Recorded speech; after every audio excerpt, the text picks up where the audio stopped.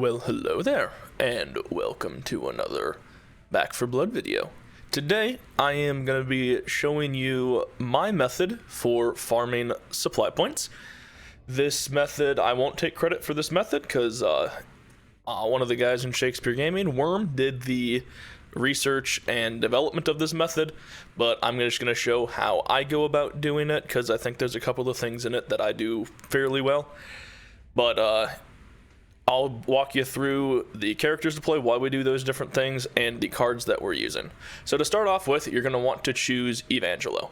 And the reason we want Evangelo is 5% move speed. This is based around solo running. If you are running it with a group of people, then we suggest having Evangelo for the extra 5% move speed, Holly for the extra stamina, and then Carly for the extra inventory slot. But beyond that, you could get a Hoffman for the extra offensive item upgrade, or Mom for the extra support slot. But really, we kind of want Carly for that third person. But those are the three. So I'm just gonna grab Evangelo. I'm running solo right now, and then we'll grab our run deck. Now, inside of this deck, we're gonna take a look at the cards that we've got. So right off the bat, corruption cards, we're not too concerned with these. The only thing that we really care about is if there's a boss or not, and if there's extra sleepers, that can prove to be a problem. But the big thing we're looking for, is there a boss? If there's no boss, life's grand. Now, we've got a blood sample. We're not worried about that blood sample. And the reason for that is, it gives us 10 supply points. And at the rate that we're going to be farming supply points, mathematically speaking, if we take more than about 5 seconds to find that sample, we are losing out on blood points. So we don't worry about it. If we see it, we'll grab it. Otherwise, we just run past it. So, starting cards, move speed and move speed. Run like hell, fleet of foot. We're not worried about damage in this. We should be able to outrun everything that we ever come across with these ones. So we get run like hell, fleet of foot for our first 2 cards. After that, we grab 5 more cards. So right off the bat, these are the cards you want. Mad Dash, Speed Demon, On Your Mark, Superior Cardio, and Cross Trainers. And all of these again. Sprint speed, we lose some of the stamina efficiency, but we got the speed. Then we're getting more sprint and stamina, more stamina. We're just stacking on the stamina. Now Speed Demon gives us more move speed. We're going to grab a subgun. We're just going to sprint with the subgun. We're not shooting anything. The only thing we shoot are doors. So, subguns are great. Now, Worm and I have a disagreement on Your Mark. He thinks On Your Mark is fantastic from the get-go. I don't necessarily agree. The other options that you could grab, you could go for Olympic Sprinter for more sprint efficiency, or a Cold Brew Coffee for stamina regen. On Your Mark is a pretty good choice, though, so I'm going to go ahead and grab that. So that's our cards. Now, we do two ways. We do this mission, then we do the next mission, so we're going to grab the other card for that next mission. So we come over here, we grab our subgun, and then we want to grab 3 items. If we can, if there's a stock that's going to give us more move speed, we grab that. Otherwise, we want a toolkit, we want a thing of pills, and we want a pipe bomb.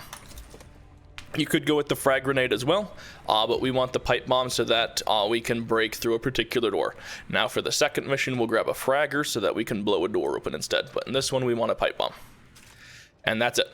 That's everything we need. So next, we just run. Pop this open, run past, and we want to sprint jump the entire time. That way our stamina lasts longer. So you can see here that my stamina not really going down too much. Now, we use the toolkit right here. This way we don't have to deal with the horde. Open that up as fast as we can, get this unlocked. And now we hang out, we do a little bit of looting, run around, check for stuff, see if there's anything that makes us go faster. Since we have a specimen container, during this downtime, we will check this area before the boat gets there just to see if there is a speci container, because we're waiting. We're just sitting around waiting, so we give it a quick once over, pop this open. If we're lucky, we get a lightweight stock. No lightweight stock, but we'll grab those things just because. No speci container, and the boat's arrived. So now, clear this, onto the boat.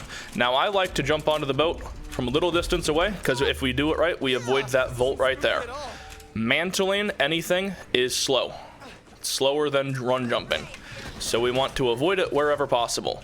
So right here, we jump, we hit that car right there, we can jump onto that, jump right there, and now we're in here. Bust that open. We have to bust this one open too. So we break this open, pipe bomb out immediately. And that lets us sprint right through here. We come up over to here, jump across, get out of the water as much as possible, onto the truck, jump across to there, up onto the roof. On the roof, we now jump here, jump across this, and then we do another jump right there, aiming for the hood of the car. We avoid vaulting around that. And then it's just a matter of sprint jumping all the way in. We got a grabber there, so we definitely want to just get right past that guy. Close the door fast as you can. First bit done. So, key things here. Optimize that path. Make sure that you're avoiding vaults as much as possible. So the key areas that I'm trying to avoid those are vaulting onto the boat, then those vaults across the bridge, and then when we get to that rain of cars right there, jumping direct on top of the cars to avoid a vault there and a vault across onto the trailer. Then we go to the left of that bush to try to stay out of the water, get some good vaults across there, and then on the roof, we cut that corner. If you time your vault right, you can pretty much immediately go into another vault onto the hood of the car to avoid jumping over that. So why this mission? Well, we just got 51 supply points. Now, we didn't get the objective. If we got an objective, we'd get 61. But we get through it with nobody dying, 51 supply points, nice and easy. This next mission is kind of the same. We blitz through it, and we do it nice and fast. We get a good amount of supply points. Combine those two together, and we end up getting 51 plus 41, so 92 supply points every about 6 minutes. So that comes out to like 900 supply points an hour, I think is what Worm did the math for. So it's good stuff. So now we grab our other sprinting card. We want more sprint efficiency. Lets us run farther. Now this time we're grabbing, again, toolkit. Tack stock is useless. We don't really care about having a sight, but we're going to grab a frag nade and a toolkit this time. Now the reason for that, now you could also get a stun gun. Stun gun is pretty great as well. The stun gun means if something grabs you, you get undone. The toolkit means that there's an alarm door, you can bust that open, but we shoot those. So I'll grab a stun gun this time, because that doesn't really matter. You're only going to use it if you screw up. The toolkit's really nice in the previous one because it gets rid of a horde for you. But you combine these two missions together, you get high points per hour. Now you'll note that I'm playing solo right now with bots, but I'm getting supply points for it. And you might be wondering, why the hell am I doing that? Well, what you can do is if you turn off crossplay, you will very likely, if you're playing on PC, you will very likely end up in a lobby by yourself. And the reason for that is, when you turn off crossplay, you will only play with other people who have crossplay turned off. Most people run with crossplay turned on because you get faster match times. So you're almost guaranteed to get a solo run with bots if you turn off crossplay. So totally worth doing that. Makes your queue up time a little bit longer, but it means that you're playing offline with bots. The advantage there is you're not ruining someone else's game by splurting through stuff super fast, but also the bots will just ping to you. If you leave them behind, they will teleport to you. You shut the door once you're in, and the bots just teleport to you, mission ends. So it can be more advantageous to play with bots instead of with people. Now, if you've got a group of people who are all sprinting through it nice and fast, then that can improve it because you'll have faster turnaround on your loading times because you're not going to be searching for teammates. And it means you can have more toolkits and more nades to blitz through your doors faster. If everyone's got a frag or you got 2 frags and 2 pipe bombs, that gives you the ability to blow any doors open and blitz your way through. Alright, but we've got everything that we need here, so now we go and we do the same thing. In this one here, there are a few critical spots where you want to make sure that you're landing good jumps. So we start off, anytime we are on a hill, anytime we are high up in the air, we want to make a sprint jump. Now we take a little damage there, but we got a lot of extra speed off of the jump.